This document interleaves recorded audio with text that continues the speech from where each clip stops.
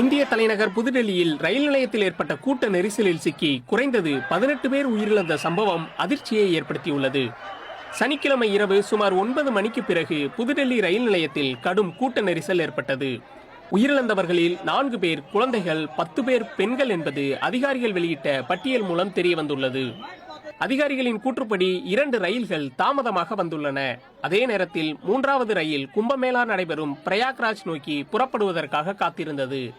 ஆயிரக்கணக்கான மக்கள் ரயில் நிலையத்தில் குவிந்ததை தொடர்ந்து இந்த கூட்ட நெரிசல் ஏற்பட்டது.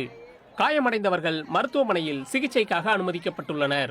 காயமடைந்தவர்களால் மருத்துவமனை நிரம்பி வழிவதாக இந்த சம்பவத்தில் தனது உறவினரை இழந்த ஒருவர் கூறுகிறார்.